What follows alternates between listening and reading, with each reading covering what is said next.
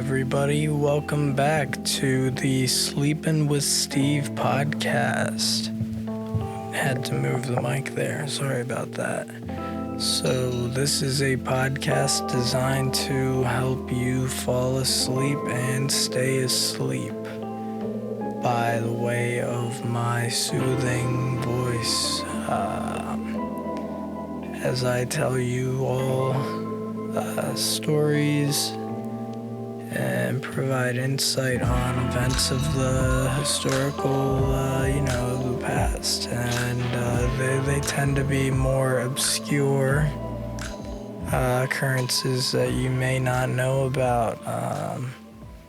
Maybe you do, but maybe you just want to relax and fall asleep. You need a little help doing so that's what I'm here for. This is the fifth episode of the podcast, and I'm very proud to be able to be here with you guys and take a deep dive into some very interesting topics of great significance that have gone on that you may know nothing about, which is good, because you'll leave this show knowing more than nothing about them. If you already do know about them, maybe this could be used as a little bit of a refresher or something that could help you, re-spark that interest in the subject.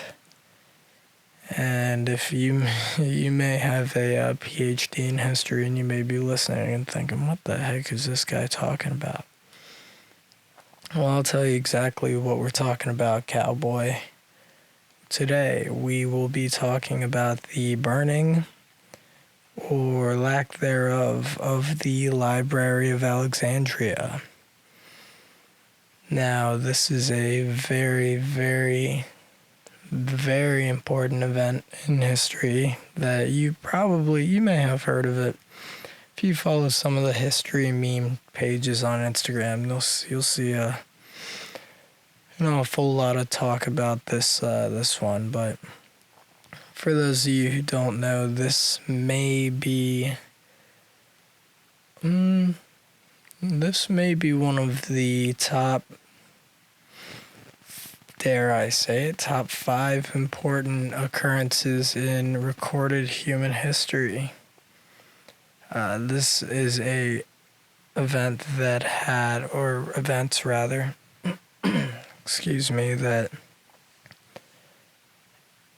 basically affects almost everything that's happened since then, to some degree. It affects us today, big time. I think we can really see how the mistakes of one man or many men, many men, kind of doomed humanity, if you will. At the very least, set us back a very long time. So if this is your first time listening to the show, I'd like to do a little bit of housekeeping right here and let you know that the podcast is broken up into 3 different sections, I guess. The first section is the intro, which we're in right now, and we're transitioning into the second section of the podcast, which would be the unwinding downtime that will go on until about the 15 to 20 minute mark. So if you want to skip ahead and get right into the story, I would probably skip to around 17 minutes in. So in this time, I basically Well, let me start off by saying, if this is your first time listening to this show, you may be turned off by the fact that I tend to go on tangents occasionally, and talk about things that may not directly relate to the topic at hand, which is okay. I view this as a bit of a one-sided conversation between me and you, the listener. And don't feel like you're being rude because you're not contributing right now, but you can always contribute by the comment section on my YouTube channel, or maybe DMing my Twitter account for any suggestions or ideas. I'd love to hear that suggestions. Love for you guys. Give this a like. Subscribe to me if you like relaxing history podcast presented by a guy in his basement speaking in a monotone voice. It's what I'm here for. So let me get into the reasons why I do the show. First reason is I think that this is a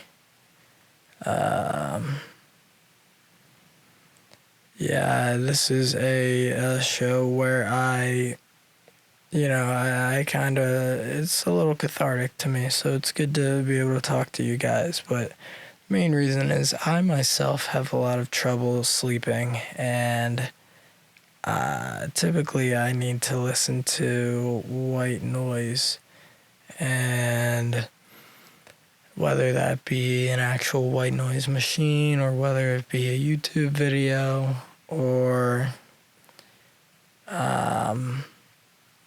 just leaving the TV on at night. I typically can't fall asleep unless I have something on in the background. So I intend to be that thing in the background for you guys.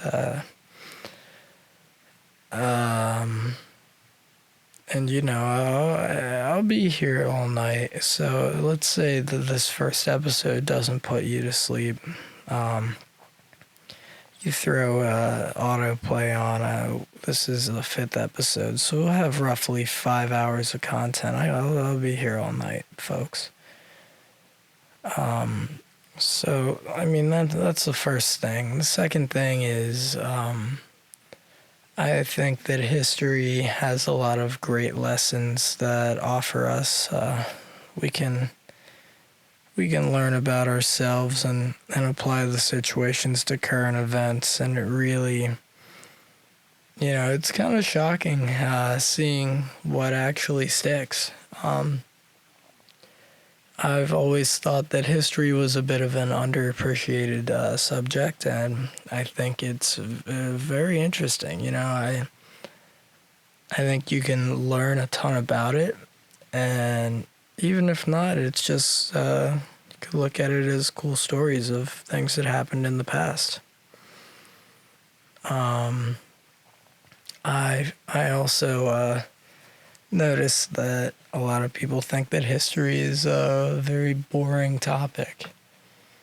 And that's part of the reason why I'm speaking this way, because if you couple my voice, my cadence with the idea that history is a boring topic, voila, you could be reminiscing on those days that you fell asleep in 8th grade, listening to the lecture on the Industrial Revolution and the Bessemer, the Bessemer Project. Maybe I'll save that for another episode. Just thinking about it is getting me a little sleepy. So let me just get back to the fact that there's no pressure at all for you guys to fall asleep while you listen to this podcast either. The main goal is for you guys to, yes, it is for you to fall asleep. But the other main goal is for you to learn more. And, impress your friends, impress your family or your teacher, and maybe just impress yourself by finding out, learning about new things that are really important and can apply to today. You could take this time to just be relaxing. Maybe you're mowing the lawn.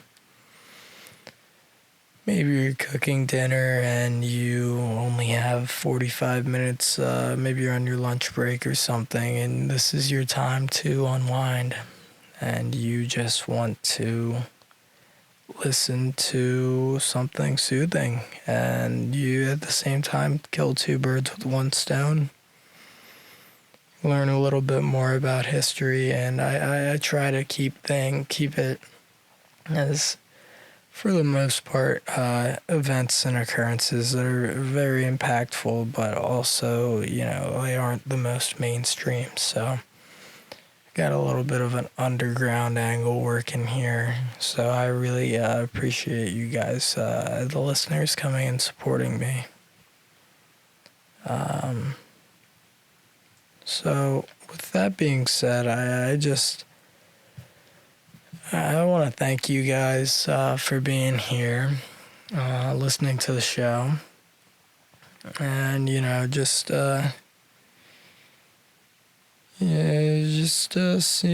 sit back and you could be doing anything right now, as long as you're content, relaxed. You could be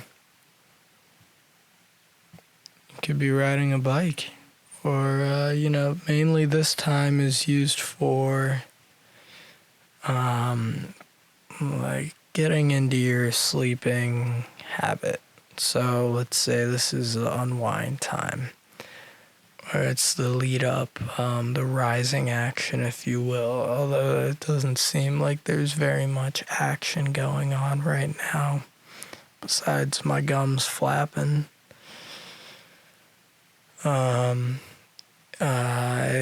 Take this time to make your bed, fluff up that pillow, one extra fluff for me. Actually leave that in the comments below. How many pillows do you guys sleep with? Because I guess I could say 2 1/8 pillows. Now I say that because I use 2 full-size pillows. One that I lay flat with my head on the pillow. Old school classic technique.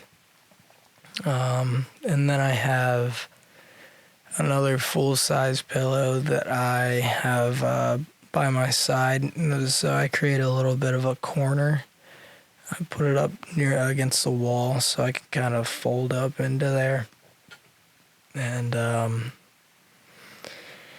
creates a little cove for me to hide in, like an ostrich putting his head in the sand. And then finally, last but not least, the unsung hero is a very small travel-sized pillow that you can either put, this is the jackknife, Swiss Army knife pillow, where you can put it in the corner. You could, sometimes tuck it under your arm like a football if you're having superstar dreams of being the game-winning, the sports ball quarterback. Or this is a fan favorite. You place it underneath your knees. Oh man, all this pillow talking's making me tired. But if you could put the pillow underneath your legs and prop it up. Get some nice blood flow going. Circulation is improved. Bada bing, bada boom. Circulation. You have class on Zoom. So that's a little bit about my habits there. So let me know in the comments what you guys do with your pillows, how many you sleep with, if you have any nice combo moves that you'd like to share. Greatly appreciate that. So yeah, I just I'm not gonna lie to you guys. I'm very excited to hop into bed tonight. I've did a lot today, and I'm excited to feel those cool sheets. And I just shaved my face, so I'm excited to feel how the pillow feels on my skin. It's been far too long, but this is where we're at, folks, and I'm thrilled to have you here with me on the Sleeping with Steve podcast, the show that does its very best to keep you on the edge of your seats. So I think we'll bring it down. I think that this is good as time as any to get into it. So I'll give you guys a little bit of backstory. This episode's gonna be a little more casual than the last four. And I know you're probably thinking, what, more casual? How much more casual can this guy be? He's just kind of winging it out here. Well, just bear with me.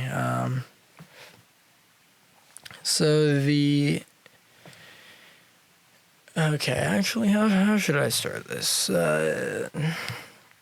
If you got, okay. So the Library of Alexandria library is, it was a very, very important place. Not only back in, the years before Christ, but it's a very, very important symbol. Not just a physical location. And that's because the Library of Alexandria was basically the closest thing to the internet, I suppose, that we had as a human species prior to the actual internet. And what I mean by this is the Library of Alexandria was a library. It was like it had classrooms. It had thousands and thousands of scrolls and books from basically all over the world. And this place was meant to be the hub of all human knowledge. So, this all began with Alexander the Great. Now, for those of you who don't know, Alexander the Great was probably, depending on who you ask, he was probably one of the all-time greatest military leaders and conquerors of all time. Alexander was from Macedonia, and long story short, he created a pretty massive empire through just really, really great fighting style and tactics. He was just a great leader in war. And Alexander was also a student of Aristotle, the philosopher. So Alexander had a very curious mind, and he was always searching for more knowledge. So he came up with this great idea that, why don't we have a hub of all of human knowledge? And no doubt that Aristotle influenced him in his quest for his search for, just having a pool of all the wisest scripts and books. And it's a great idea, especially at the time, which was it was close to 300 years BCE. So that's before Christ era, I think. But yeah, Alexander had this great idea, and so he actually died before any of the library was built. So in 283 BCE, Ptolemy the First was by the way, kudos to Steve for pronouncing that correctly. There was a P in front of that. It might not sound like it, Ptolemy. If you've listened to my previous episodes, you've noticed that I have a very rough time with pronunciations, especially, I guess the track record is Norwegian, Russian, Japanese, and Chinese. A little tough for me, for my Western tongue. But yeah, so Ptolemy, in 283 BCE, began to construct this library. And so he had all these classrooms and main lecture halls and a lot of rooms for a lot of learning to be done. And basically, Ptolemy, so he begins to fill the library with a ton of scrolls and as many books as he could find. And so Alexandria, for reference, is located, I guess it's kind of like not quite a peninsula, but like a little strip of land in the Mediterranean Sea, right off the coast of Egypt. And at the time, like I said, Alexander the Great had control over this land, and so clearly the city was named Alexandria after the one-man band Alexander. And this place was a very popular location for trading. During the time, the Mediterranean saw a lot of traffic for trade routes, and oftentimes a central hub of that was Alexandria.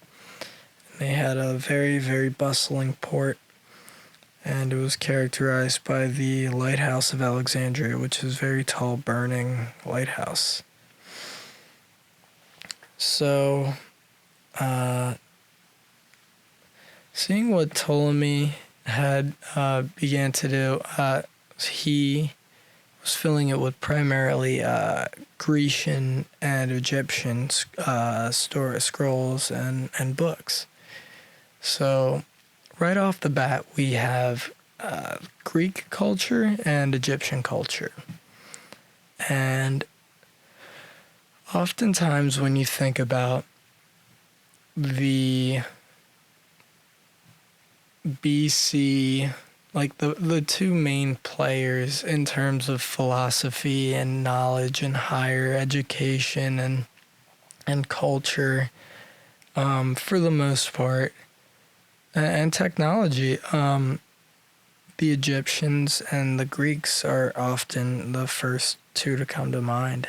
They I mean, think about the pyramids. We got irrigation and farming and the Greek philosophy and just all the knowledge from these two cultures. So that's a fantastic first foot to step out on in this new library. So Ptolemy the Third, he he was a smart guy. So he realized that because Alexandria was such a important and popular hub for trading and traveling, he said, hey, anybody who comes here must bring with them a new book or a new script or scroll. And so what they would do was they would hand over the literature, and Ptolemy's people would, they would do their business and, trade or enjoy the city. And they would copy down, they'd make copies of the books or the scrolls, and they would place those copies in the library. And then afterwards, they would return the original copy back to the trader or whoever it was, the sailor, and they had a nice system going. They really did. And this way, they were able to capitalize on the high traffic and, gain some new stories or knowledge and perspective from basically everybody who came in. So while the actual number of scrolls and books, the actual number of literature is unclear of what was in there. I've read that it was between, a couple thousand to, a million pieces of literature. And I believe it was closer to, I don't know, maybe somewhere in the middle there, because it would have been pretty insane to, a million is a little bit too much based on the times. And I do believe that there was probably more than just a few thousand. So they have this pretty grand collection going on here. Thanks to the Ptolemy family here. And, these pieces of literature were really amazing things. They found that the first steam engine was actually invented 1,000 years before the Industrial Revolution, or even earlier than that. And they had that in a book, which is crazy to think that, these people that we view as so primitive, just because they lived so much, so long ago in the past, doesn't mean that they didn't have, pretty advanced technology and knowledge of the world around them. I think it's pretty ignorant to think that we right now are smarter than people back then just because we have more context on things. But, at the end of the day, these people were out there building these amazing civilizations based on nothing real. I mean, we don't really know because the library burned, for lack of better words. And, another piece of this literature that was just amazing to me was they found that there was a record of a man, I forget his name at the time, but he So 1600 years prior to Christopher Columbus sailing around the world and finding America, this guy had figured out that the earth was round. Sorry to all the flat earthers out there if I made you upset, but reality check, boys and girls, it's not flat. And as amazing as that is, this guy had calculated the circumference of the earth within miles of what it really is. So, if this sounds like an episode of Ancient Aliens, I apologize, but it's amazing what knowledge we as a species had back then. And these documents were all in the Library of Alexandria. It really makes you think how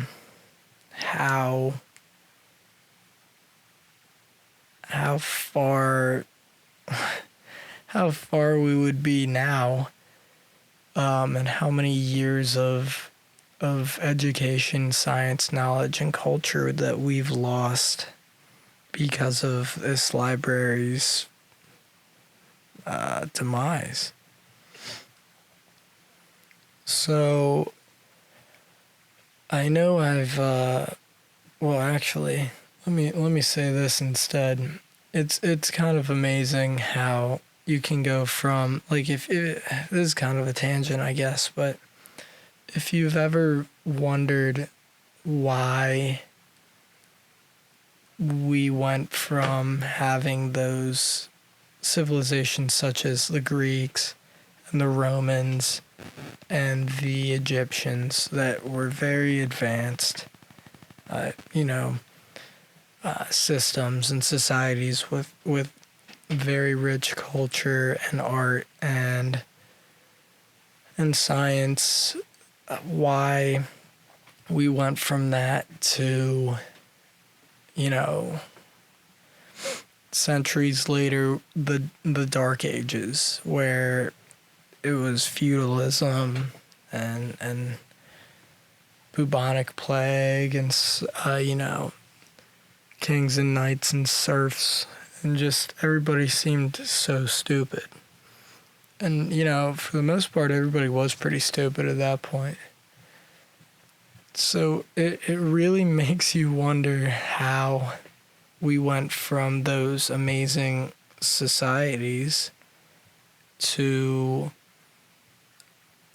the general majority of people in the Dark Ages being so uneducated and backwards. Well, I think a lot of that, if not all of that, has to do with the burning. I have my fingers doing air quotes around burning of the Library of Alexandria. I mean, this place was such a crucial hub of human knowledge that its destruction set us back potentially 1,000 years. Which is mind-blowing to think about now, because what if, imagine, technology and culture today is pretty deep. It goes pretty hard. So imagine if we had an extra couple hundred of years to 1,000 years of information already stored up. Would have saved us so much. We probably would have been at this point by we may have saved 500 years worth of time, and at the same time it makes you think even harder about the problems that we have today. Especially one that comes to my mind is climate change and the environment. Imagine if we had not wasted, say, 500 years worth of all this dumb stuff excuse me, while the Industrial Revolution occurred in the 1800s, it's amazing. We'd probably have more resources, or we would have consumed less resources, while at the same time we would have, probably gotten cleaner machinery and technology by now. But who knows? Who knows what if it was a good thing or a bad thing? I tend to think it's a bad thing. But, here we are today. Can't do anything about it. So, people think that Julius Caesar, the Roman emperor, burned down the Library of Alexandria when he was at odds with the Egyptians.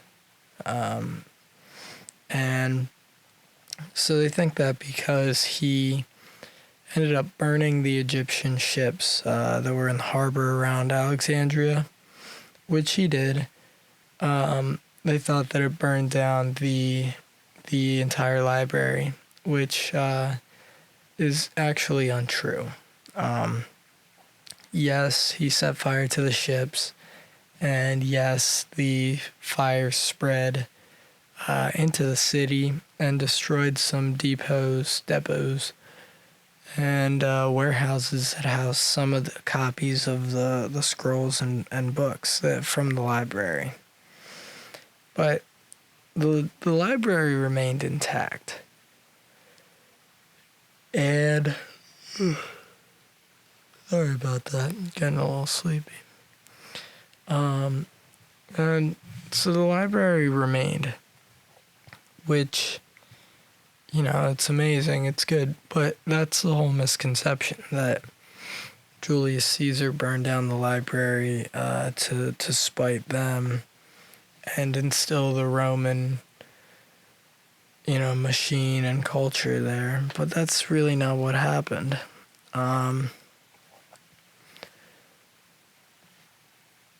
It was definitely a devastating blow, losing some of the things, some of the literature there, but Caesar did take over, and they gained control of Alexandria, along with, a little bit of other territories here and there along the way.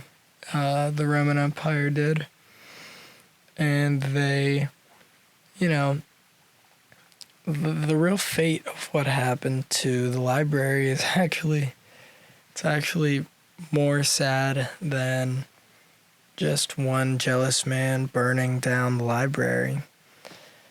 And what happened was the fear of knowledge and, theocracy is what ended up killing off the library. And the years and years and years of knowledge and intellectual wealth that were stored in the building. So let me explain that. Basically, what happened was the city of Alexandria over the years went from Greek ownership to the Romans, and then after the Romans, it was a Christian theocracy, and then after the Christians, Muslims gained control of the area, and each regime basically would go in and read the scrolls or the books and decide, hey, there's a lot of information in here that's dangerous for my authority and my power. By keeping the people uninformed of this actual knowledge, we have power, because especially so back then, but in all ages, knowledge is power. And I know it's kind of a funny quote, it's cliche, but it's really true. Um, it's like teach a man to fish. So let's say a Christian ruler went into the city, the library, and read some scrolls or books, and they said, it was valid information. It was very helpful. Culturally relevant, scientifically. It was really important, but oh, I'm sorry, guys. I'm very tired. What they said, this goes against what it says in the Bible or the Quran. So we've got to burn this because it's blasphemous and it's heresy, and we can't have our people reading this. This is, it's blasphemy. We got to get rid of it. So this happened basically with almost every time that the regime changed, and it's just the fact that weak people were threatened by knowledge that it would go against their own power. And I'm not trying to dog on religion at all. I have a lot of respect for religion and religious people. I myself, I definitely think that I'm not an atheist. So I'm not dogging on religion at all. But back then, the extreme theocracies at the time were basically responsible for this loss of years of decades and maybe hundreds of potentially like 1,000 years worth of information. And it really, really set us back. And that's why it kind of, it's amazing seeing where we're at today and thinking about where we could be if not for the actions of some people who were threatened by knowledge or scared of it. And that just ties into the idea that history from whenever it was, however far back it goes, ties into the events today, and it's still relevant. So the Library of Alexandria was vanished.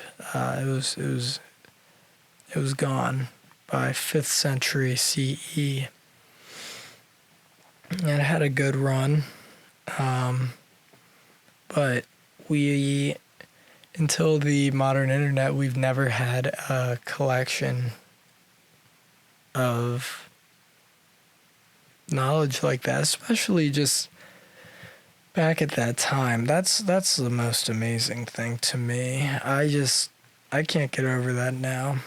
And I hope that I was able to shed some light on this topic. I know I've said it was the burning, but I just didn't want to spoil the surprise of it not really burning down entirely, and more so being not a literal burning down, but like figuratively, metaphorically speaking, they got burned by people and their, our beliefs and our selfishness and whatever, just ignorance to the knowledge of others and the culture and science.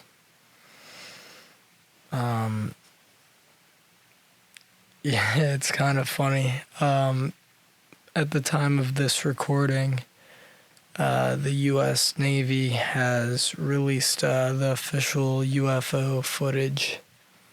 And you may be thinking, oh, Steve, how does this relate to the Library of Alexandria?